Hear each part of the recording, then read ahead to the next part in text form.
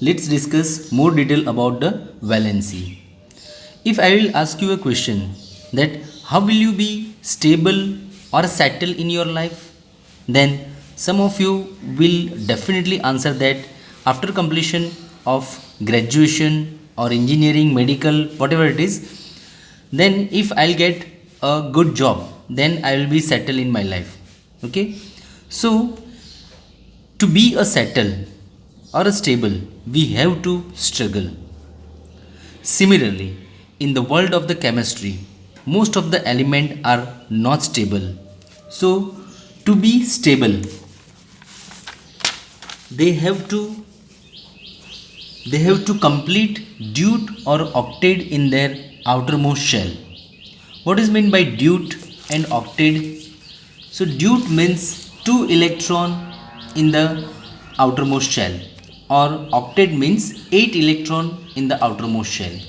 Okay, if element has only one orbit, then 2 electron should be there in the first orbit, and if element have more than one orbit, then there should be 8 electron in their outermost shell.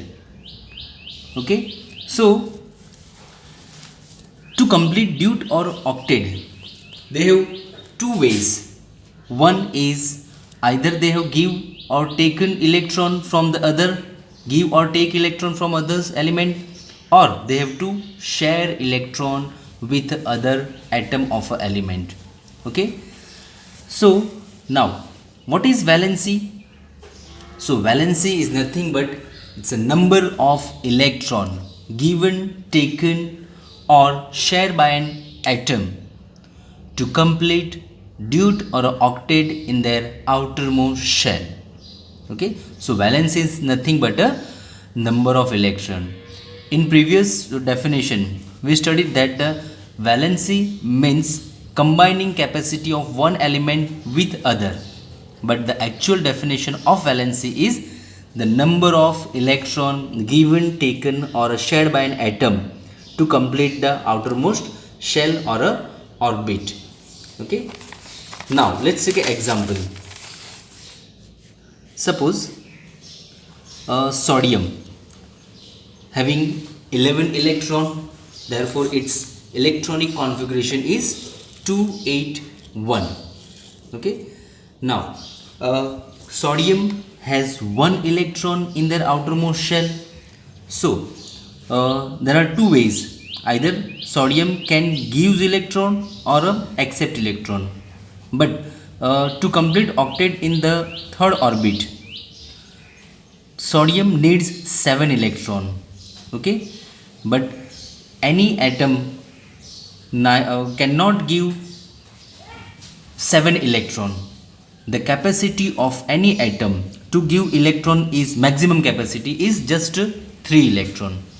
Okay, no atom can give more than 3 electron, and no atom can accept more than 3 electron. So maximum capacity to give or take electron is just 3. So sodium cannot no one can give the 7 electron to the sodium. So the way to be stable is just give 1 electron to other. Okay, so to whom sodium can give 1 electron? Any atom? No, sodium can give 1 electron to whom? Those who want 1 electron in outermost shell, like a chlorine. Okay, chlorine has 7 electron, so 287 is its electronic configuration. So chlorine has 7 electron in outermost shell. To complete octet, chlorine need 1 electron. Similarly, fluorine has 9 electron to 7 electronic configuration. It needs 1 electron in outermost shell. Okay, so sodium can give either chlorine or fluorine or atom similar to chlorine and fluorine. Okay, so it's depending upon the situation who is nearby the sodium, either chlorine or fluorine. So sodium give 1 electron to either chlorine, fluorine or some other atom who required 1 electron in their outermost shell. So sodium gives 1 electron. So therefore the valency of a sodium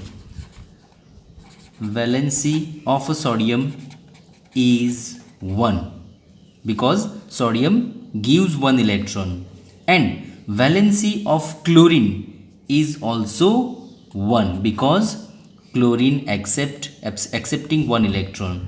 Similarly, valency of fluorine is also 1 electron. Okay, let's take other example. Magnesium having 12 electron, outermost shell 2 electron. So magnesium want to give 2 electron to other atom who want 2 electron in their outermost shell, like a sulfur or a oxygen. The outermost electron in the outermost shell of a sulfur is 6. Similarly, oxygen is also 6.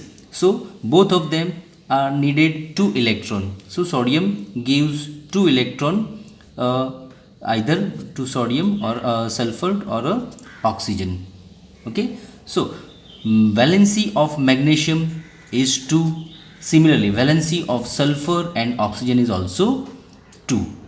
Okay, similarly, aluminium has 13 electron. 283 is its electronic configuration, can give the electron to nitrogen having 7 electron. 2 electronic configuration.